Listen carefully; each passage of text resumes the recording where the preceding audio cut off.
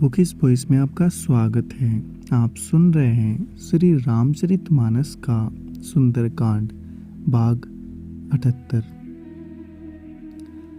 हनुमान जी ने कहा, हे माता, मुझे कोई पहचान दीजिए जैसे श्री रघुनाथ जी ने मुझे दिया था।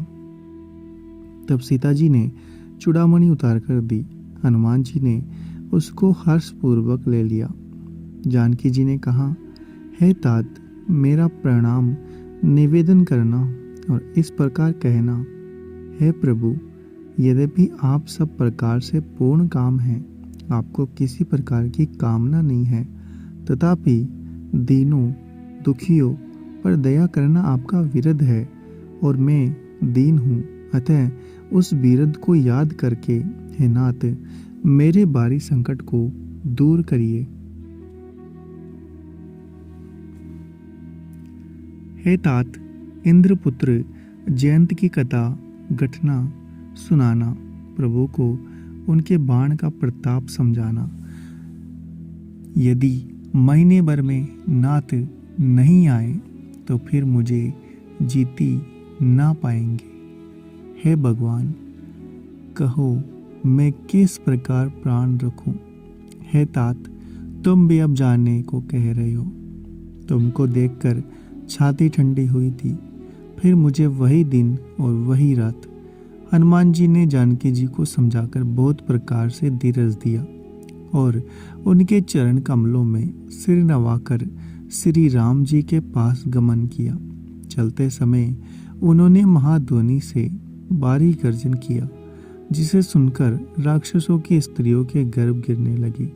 समुद्र लांघकर वे इस प्रकार आए और उन्होंने बानरों को कीला शब्द सुनाया।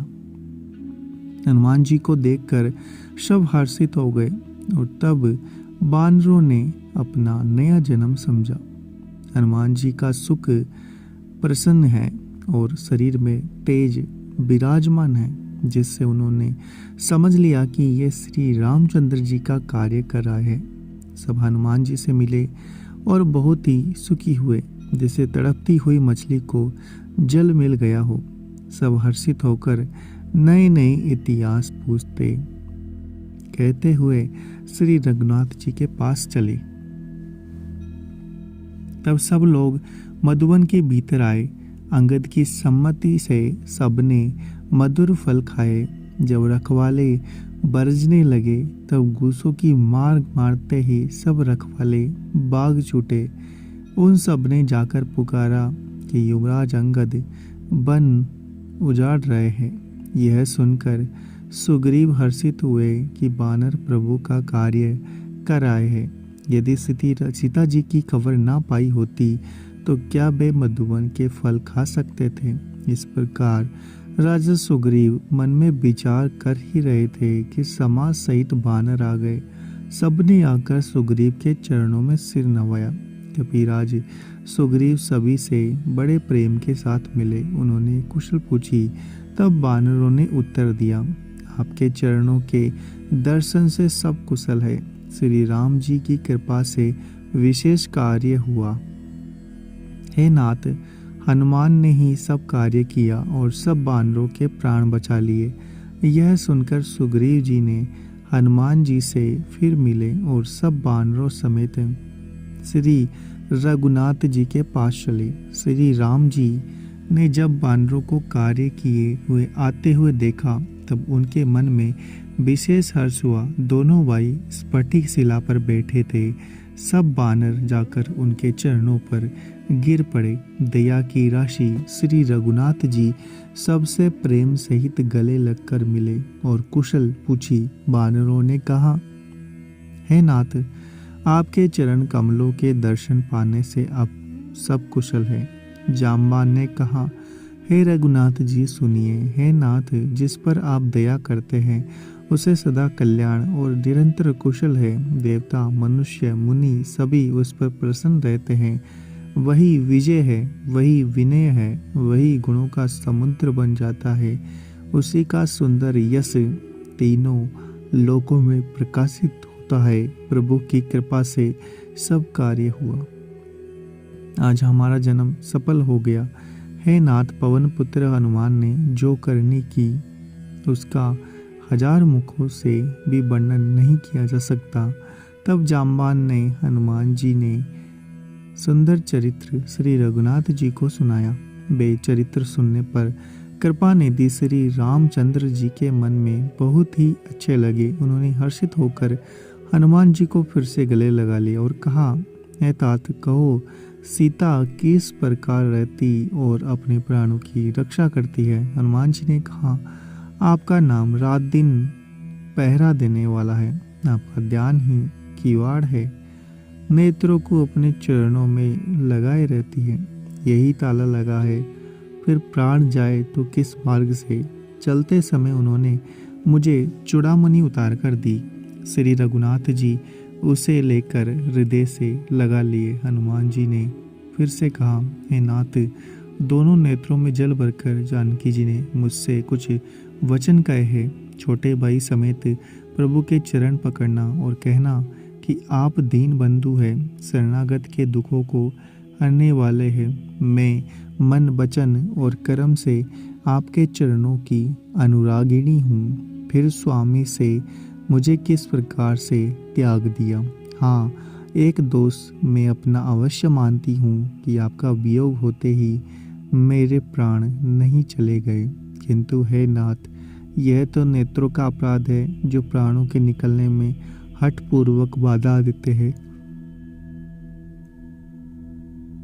विरह अग्नि है, शरीर रुई है, श्वास पवन है। इस प्रकार अग्नि और पवन का संयोग होने से यह शरीर क्षण मात्र में जल सकता है, परंतु नेत्र अपने हित के लिए प्रभु का स्वरूप देखकर सुखी होने के लिए जल बसाते हैं, जिससे विरह की आग से भी देह जलने नहीं पाती। सीता जी की विपत्ति बहुत बड़ी है, हे दीन दयालु, वह बिना कही अच्छी है, आपको बड़ा क्लेश होगा। हे करुणा निदान, उनका एक एक पल कल्प के समान बीतता है। अतः हे प्रभु, तुरंत चलिए और अपनी भुजाओं के बल से दुष्टों के दल को जीतकर सीता जी को ले आइए। सीता जी का दुख सुनकर सुख के दाम प्रभु के कमल नेत्रों में जल भर आया और वे बोले, मन, वचन और शरीर से जिसे मेरी ही गति है, उसे क्या स्वप्न में भी विपत्ति हो सकती है। हनुमान जी ने कहा, हे प्रभु, विपत्ति तो वही है जब आपका भजन स्मरण ना हो। हे प्रभु, राक्षसों की बात ही करनी है, आप शत्रु को जीत कर श्री राम जानकी जी को ले आएंगे। भगवान कहने लगे, हे हनुमान, सुन, तेरे समान मेरी उपकारी देवता, मनुष्य अथवा मुनि कोई भी शरीरधारी नहीं है। मैं तेरा प्रत्युपकार तो क्या करूं, मेरा मन भी तेरे सामने नहीं हो सकता। हे पुत्र, सुन, मैंने मन में खूब विचार करके देख लिया कि मैं तुझसे ऋण नहीं हो सकता। देवताओं के रक्षक प्रभु बार बार हनुमान जी को देख रहे हैं। नेत्रों में प्रेम अश्रु का जल भरा है और शरीर अत्यंत पुलकित है।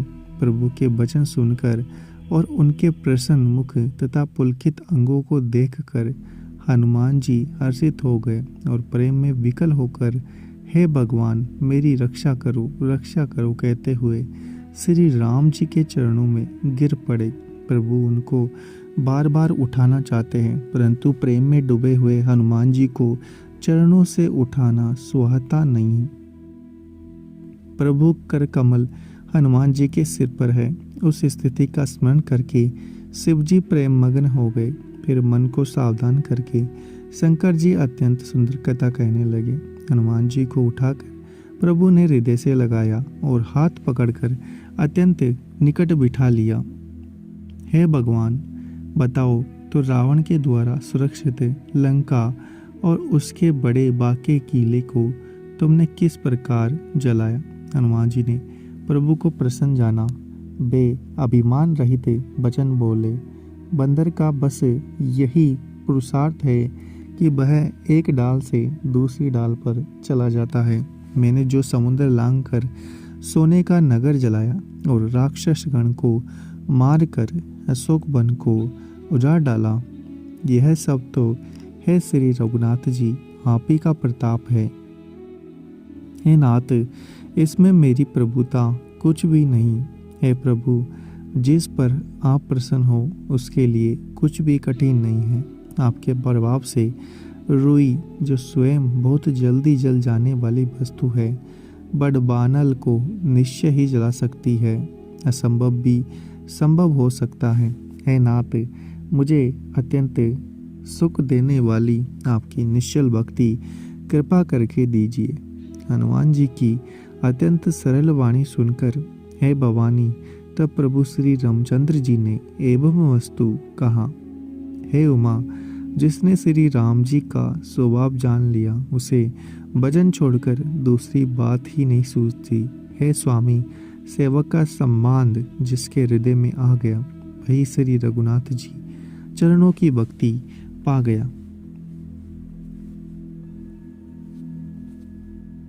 प्रभु के वचन सुनकर वानरगण कहने लगे, कृपालु आनंद कंद श्री रामचंद्र जी की जय हो, जय हो।